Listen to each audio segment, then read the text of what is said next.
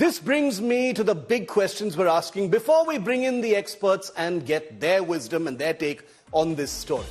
Number one, is this MOD community, this Defence Ministry committee that's been formed, is it a direct fallout of the Air Chief's meltdown and rebuke of HAL, which was caught on camera a couple of weeks ago? Can this committee ensure the speedy delivery of Tejas to the Indian Air Force? Will it satisfy the Air Chief's frustrations? Has HAL been casual about Tejas fighter deliveries, which is why we are at this point where the Air Chief is unhappy and the MOD is having to crack the whip?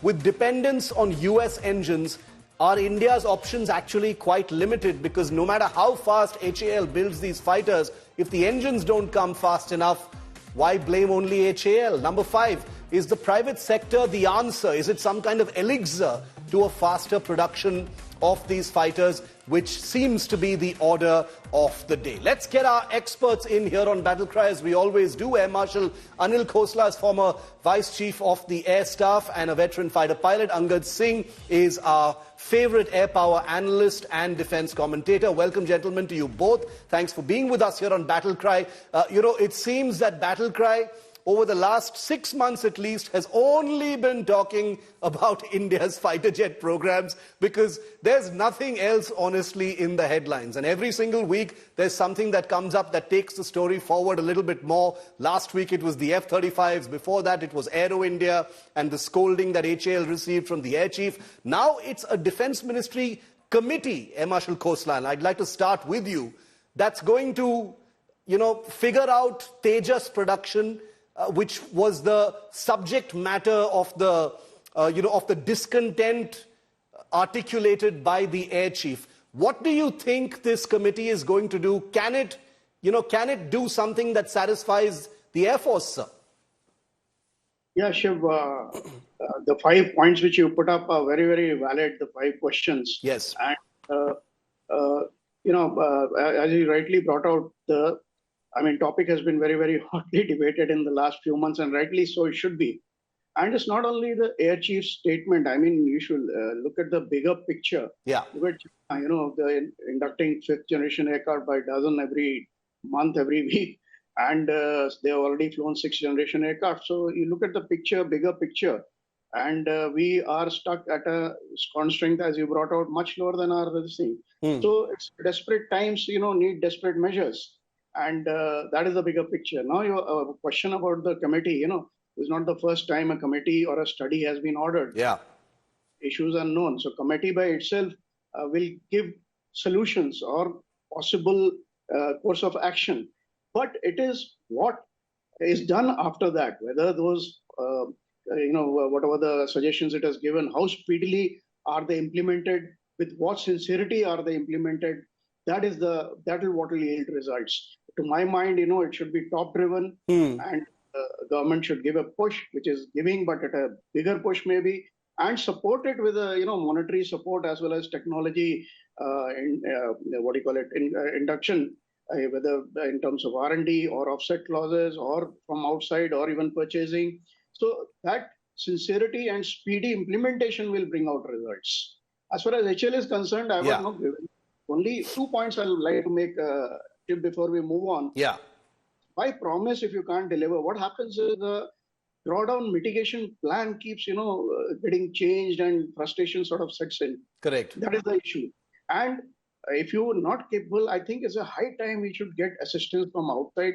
That I'm hinting at the question number 5, which you mentioned. Yes. So these 2 issues I wanted to tag. Okay, I will come to the private sector question in round 2. But Angad, bringing you in, I usually roll my eyes every time someone uses the word committee. And usually for good reason. This committee we're talking about now on the Tejas is actually the second committee pertaining to, aircraft and acquisitions in the last maybe 4 or 5 months. So I'm just wondering what that other committee was doing that this committee was also required. But on a serious note, is there an opportunity here with this, quote unquote new committee, Angad, to actually fix the, production rate issues, etc. with the Tejas? I certainly hope so, Shiv. But we don't need any more committees, to your point. We Yeah. don't need any more panels. We need decisions, Yeah. right? And this is a pretty basic black and white issue. Are we happy with HAL's performance? If yes, carry on as usual. If no, make changes. This, I mean, we can't keep chasing our tails on how to solve this problem. But to the point, to the point of decisions, and there should be less committees and more decisions. I completely agree with that. You will have no argument from me on that. But Angad, what is the data in front of this committee right now as it looks to make a decision? We don't know, Shiv. We don't know anything about any data because we've, as the Air Marshal pointed out, been on the receiving end of a lot of unmet promises. And I'm sure those promises were made on the basis of some data. Yeah. So if there's bad data in, there's bad outcomes out. HAL had to have known about GE engine issues. Yes. So why was the then chairman making promises in I think it was November 2023 when they flew the Prime Minister and the Tejas, that they were in place to meet the contractual delivery timelines of February 2024. On what basis in November, 5 months earlier, is that promise, 4 months earlier, is that promise being made? And if that is the quality of data that is going to go into these multitude of committees that are surely on the horizon. Correct. I'm not confident that these committees are going to be able to generate the correct output. Interesting, because Air Marshal Khosla, the current Vice Chief of Air Staff, is said to, reportedly one of the members of this committee that's going to recommend some kind of a formula as far as Tejas production is concerned. So I just want you to wear that hat for a moment and tell me, what kind of decisions will they be empowered to actually make? What could the final formula actually look like? Because this is an empowered committee, which means what they recommend will, in all likelihood, have to be implemented, because, as Angad said, there's no elbow room now. There's no luxury of time and space. Yeah, Shiv, I'm enjoying retired life and you're putting me back into the hot seat. Fighter pilots never retire. Yeah, so even I give a thought that if somebody has to give some recommendations in this committee, what would it be? So to my mind, the 4 or 5 things are there. One is, it has to be a whole of government sort of effort, and not only related to MOD or Secretary Defense Production or Defense Secretary or HAL. It has to be, fully involved effort from everyone. Okay. That ecosystem needs to be looked into, and not only, in terms of not only working silos, but also maybe unity of command, and which has been projected many times that, the whole project or the whole system or the whole attitude should be looked, or it should be under one head in Air Force. I mean, I'm not advocating that only Air Force. I mean, anybody can be there, but it should be unity of command is very necessary so that we don't work in individual silos. But Air Marshal Khosla, sorry to interrupt you, but any lay person watching this will be appalled. They will say, "Are you really telling me that in such a sensitive, sphere of supplying fighter aircraft for national security, that people are not on the same page and they disagree and they're working in silos?" The Aam Aadmi will say, "What the hell is going on?" No. I'm saying the defense production ecosystem, the R&D, the production units, and those are working in individual silos rather than to one of the factors. Okay, then production capability you brought out, that is another issue which we need to look into. You brought out 30 aircraft. At the moment, I think, to my knowledge, it is only 16 aircraft, and with one more unit coming out at Nasik, it will be 8 more. It's still not functional. I don't know what is the PDC for that. That we need to look into. Then in the bigger 2 pictures is, HAL we keep blaming. We need to look into brain drain sort of issue holistically. Why is the people going out and performing so well, and why are not able to retain them, in terms of opportunities, in terms of remuneration, in terms of HL policies? And next bigger picture is the human element. We need to bring in accountability, commitment, sincerity, responsibility. No, undoubtedly, undoubtedly. I mean, those are big culture. picture. Those are big picture issues which I'll try and touch upon if we have some time. But I want to focus on the immediate task at hand because there is simply no elbow room anymore. There's no margin for any more delays because the Air Force needs them now. And Angad. News stories about the Tejas, which are usually page 6, page 7 in newspapers, hit the front pages because of what the air chief, was on camera saying to a team from HAL. So my question to you is, and you've looked at HAL really closely. Most people still don't have an answer to the question as to why isn't HAL laser focused on this? Isn't this one of their biggest programs? Isn't this very important, to their order books and their future? Are they really being deadbeat and lackadaisical about it?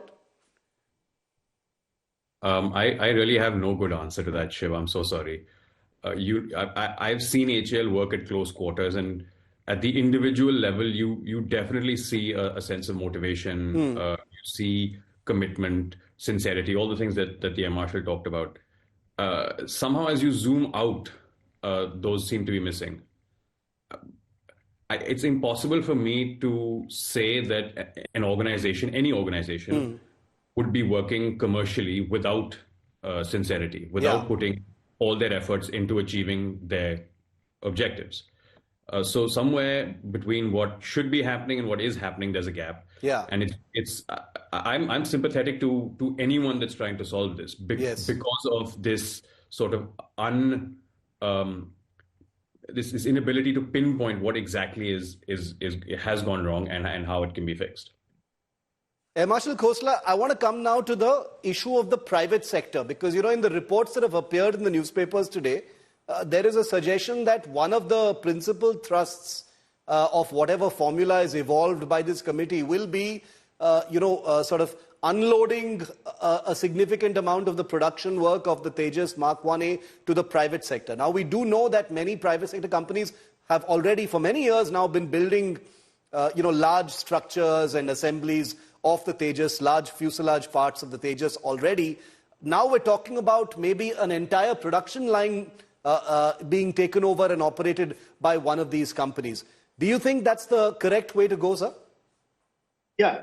So Shiv, just three issues I'll tag. One is, what I was hinting at earlier was that if HL, we have our DPSU and it's got a lot of experience, a lot of years, and it's done good work in the past. What we need to do is give them the wherewithal here, assist them getting that's what I was hinting at. That's what. So in case the technology is lacking, the critical technologies, we should try and get them for them in case we can't do our R&D ourselves. Now, second issue is what you're bringing out is that in case, very truly is that in case the performance is not, the delivery is not coming in time, it's time to assist it. And how best to assist is the private sector coming in. I'm fully in agreement with private sector coming in because of 2-3 reasons. One is, the work culture of private sector, the competitive work culture will come in. That is one. The second is, all the supply chain issues will get sorted out. Third, self-reliance or the Atmanirbharta will get a boost. And fourth is our production capability will definitely increase. So, private sector coming in is a big boost to the defense ecosystem. So I am fully advocate that. And this is capacity that can be utilized. Angad, where do you stand on this? Do you think, this is one of those junctures where there's an opportunity, to make a difficult decision and sort of go bigger than you otherwise ordinarily would have and bring the private sector in a bigger way and get them to, set up a full production line of the Tejas? Is that one of the answers? Shiv, I'll answer that in two parts. First, undoubtedly, yes. Adding additional capacity at the national level to solve what is a national level problem, no question. A great idea, a great concept. Having said that, this whole game is about supply chain management, and it's a little bit more involved and complicated than just bring in the private sector. Yeah. Right. So, someone will have to now manage this expanded supply chain. Will have to manage the finances that go into it. Someone is going to have to spend money to set up the supply chain. Who will that be? How will that be amortized? So on and so forth. So you're sort of really basic administrative questions. Correct. But all of that doesn't answer the current problem, or one of the current problems, which is your single points of failure in the supply chain. If HAL had the capacity, theoretically, to build 100 LCAs a year, that doesn't change the fact that GE is only able to deliver 12 engines this calendar year. Correct. That's a 90% unutilized capacity. That's the danger we run if we don't do supply chain management properly, is that we'll invest in this massive public-private capacity and ignore those single points of failure. Yeah. And it also calls into question some of HAL's existing supply chain practices, like I alluded to earlier, and like we heard at Aero India earlier this month, where the chairman said that they're looking at completing the current 83 Mark 1A order, that is 73 fighters and 10 trainers, in the next 3.5 years. So let's say financial year 29 and call it a flat 4. That's a required production rate of over 20 aircraft a year. Yes. From a current production rate of 0. The question is not whether HAL can build 83 airframes in 4 years, it's whether all the ancillary items will be ready in that same time. Yeah, yeah.